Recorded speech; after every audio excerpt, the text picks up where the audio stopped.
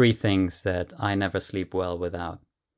So we all know that sleep is very important for recovery, right? It's not only crucial for recovery of the usual mental capacities, but it's also very important for physical recovery and should be especially in focus if there's an injury or if there's a lot of physical exercise or illness for that matter.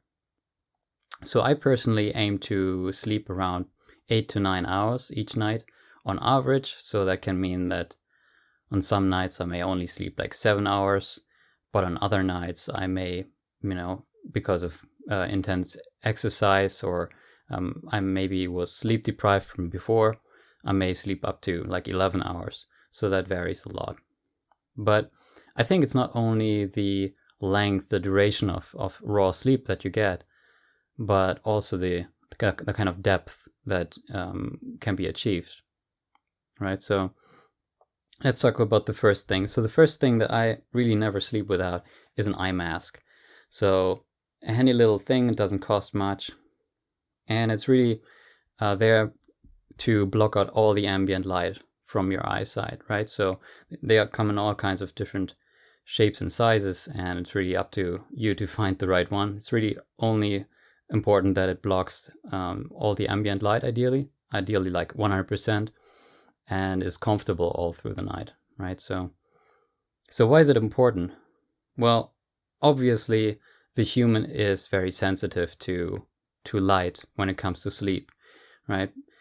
But I don't think that you are going to get the exact same quality of sleep if you have ambient light present that enters your eye than if you have complete darkness. So I don't think that the light is only important in regards to whether you can fall asleep or whether you stay asleep, but I think the depth plays a big role. So certainly when I have played around with wearing an eye mask versus not, I was noticing that I had much more shallow sleep in the early hours of the day. And my theory as to why we are so light sensitive and why it's so hard for us to get good sleep when there is light around is that it's important to keep in mind we are all tropical creatures, right? The human evolved from the tropics. We all evolved, emigrated from sub-Saharan Africa more than 100,000 years ago. And if you've ever been to around the equator, right, the tropical regions, you will notice that the sun rises differently. And to be more specific, it rises very quickly and it sets very quickly. That's because of the angle of the sun, right? So when you're in regions around the equator, it can be the sun when it's at its highest can be almost at 90 degrees above you. So it means that the sun is rising very rapidly and setting very rapidly, as opposed to more temperate climates where the sun is setting like that or rising very slowly. Also, the days are almost always exactly as long as the nights. So there are always 12 hours pretty much all throughout the year in the tropics around the equator. And that means there is no like huge variations like in the temperate climates, right? Like in Germany where I am, sometimes in the summer the day is like 18 hours long, or in the winter it's only 6 hours long. And so you might say we emigrated for such a long time ago, and we have adapted to these new climates that the human has emigrated to. But we can see that that's not true, since we really do require clothing and housing and heating for our survival in these kinds of temperate climates. So if we were actually to adapt so quickly, genetically, we would see that people who've lived in cold climates for a long time would, for example, grow fur. But we all know that that's not the case, right? We really depend on clothing for our survival.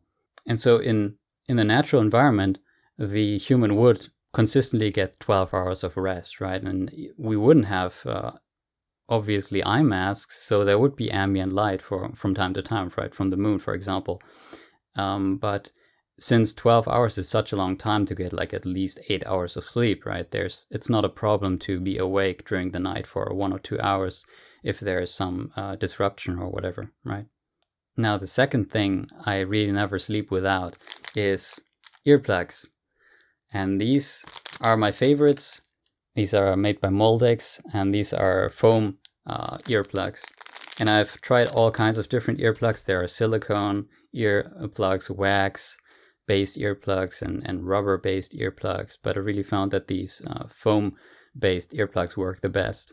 Now, the earplugs dramatically reduce the ambient noise that enters your ears that you can perceive, obviously, right? And so it's much, much less likely for you to get woken up by any kind of ambient noise. And in fact, I can't ever remember waking up from ambient noise when I was wearing earplugs.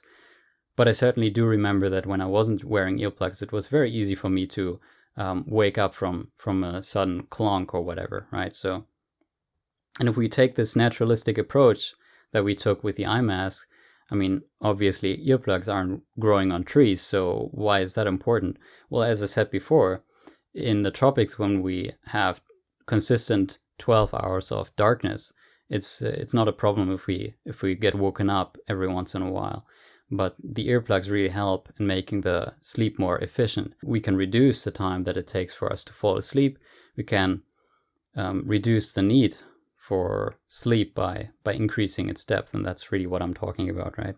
So with both the eye mask and the earplugs, I'm consistently blocking out all the possibility of ambient disturbances interfering with my sleep, and so I will only have to get up 2 to 3 times a night to empty my bladder, but everything else is like controlled for, right? And that hugely increases the kind of depth and length of sleep that I'm able to get as well.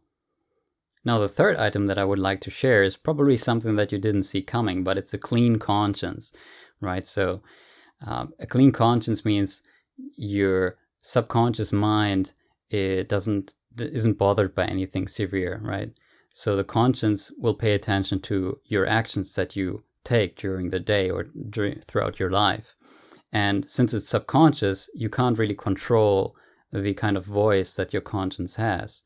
And if you might have shouted at your spouse, or you've been, snappy with your child, or you maybe even became aggressive with your child or something like that, or your pet, then your conscience is going to recognize that there is a violation, right? You haven't been just with the people around you. And that can come back haunting you, right, when you fall asleep, because when you're trying to fall asleep, your conscience is going to voice its concerns if it's there. So I really do think that the more you focus on yourself, improve yourself, are more just with the people around you, the less you're going to have trouble falling asleep, right? Or maybe laying awake during the night pondering about something that you did during the day. Certainly, keeping a journal can help with that. Going to therapy to work something out with a professional, that can help for sure. Taking coaching, for that matter. I'm in fact offering coaching for free. And so if you're interested in that, maybe you want to talk something over, need advice in regards to something, want to work out a conflict. I think conflicts present especially in relationships, can be robbing sleep to quite a big degree. And working out is really going to ensure that you get the rest that you need. So if you're interested in that, you can go to my website, coherentlifecoaching.com. And I very much hope this has been helpful. Please let me know if it has by leaving a like. I would really appreciate that. And thank you for watching. Take care.